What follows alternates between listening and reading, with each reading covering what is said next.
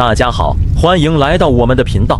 我是你们的主持人小航。今天我们要讲述的是抗日战争时期的一场重要战役——太原会战。这场战役发生于1937年9月至11月，是中国第二战区与日本军队在山西太原附近地区进行的一场大规模战役。让我们一起了解它的起因、经过和结果。太原会战是1937年9月11日至11月8日抗日战争时期，中国第二战区与日本军队在山西太原附近地区进行的一场大规模战役，包括天镇战斗、平型关战役、忻口战役、娘子关战役、太原保卫战以及广陵、灵丘、郭县、原平等战斗。太原会战双方指挥官分别是国民革命军第二战区司令长官阎锡山和日本华北派遣军寺内寿一大将朱德第18集团军配合第二战区作战。这场战役结束后，中国政府在华北、西北的大规模战事宣告结束，日军成功取得山西大同一带的煤炭资源。1937年7.7事变后，日军占领北平。华北日军计划在华北、山西北部和绥远决战，企图以主力沿平汉铁路进攻河北保定、沧州一线，待保定作战后，再进攻石家庄、德县一线，另以一部在主力右翼沿平绥铁路北攻南口。1937年8月初，日军编成关东军察哈尔派遣兵团，联合中国驻屯军一部沿平绥铁路东段进攻察哈尔，以解除对中国驻屯军后侧及满洲国境的威胁，消灭察哈尔省内的中国军队。中国任命傅作义为国民革命军第7集团军总司令，加强防御华北，负责平绥铁路东段、南口战斗。1937年8月7日，汤恩伯率领的国民革命军第13军进入南口阵地。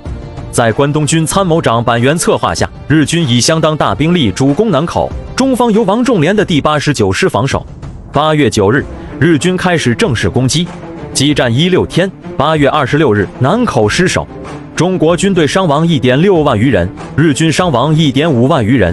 1937年8月21日，察哈尔境内日军南攻张家口，中国军队领导者为143师刘汝明。8月26日，张家口县国民革命军向察哈尔南部之洋河右岸撤退，日军察哈尔派遣兵团随即在伪蒙骑兵协同下沿平绥铁路向西继续进攻。665，日军并攻陷怀来和延庆。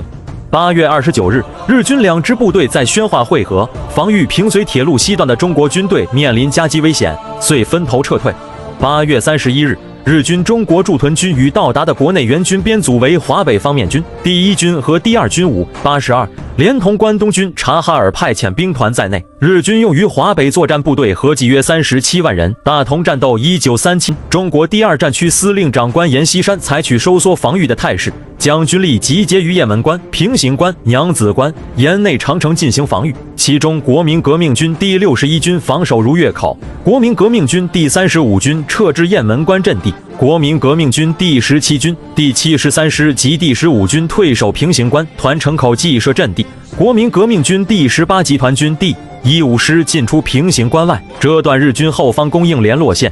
决心与东线平型关当面日军决战。1937年10月6日，日军川岸文三郎率领关东军第20师团强攻河北井陉娘子关，策应其第5师团之攻势。孙连仲的第26路军与曾万钟率领的第3军依攻势抵抗。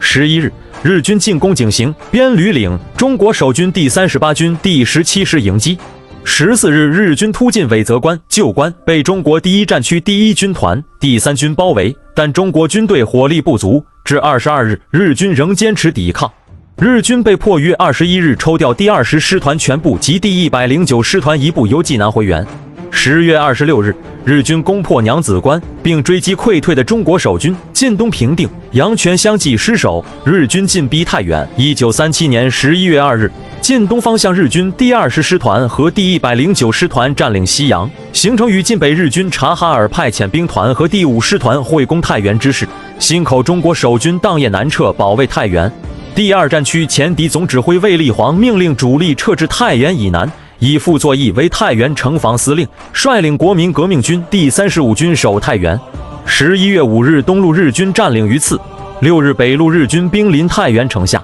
；7日，两路日军在日空军配合下对太原发动总攻。经过激战，在8日晚突破北面城垣，傅作义率部从城南突围。11月9日，日军占领太原、祁县、平遥后停止进攻，中国军队退守梓洪镇、韩侯镇，对九峪、太原会战结束。根据投入攻城的日军第42步兵联队战斗详报，仅该联队就于11月1日至11月10日在太原与其城郊总共战死72人。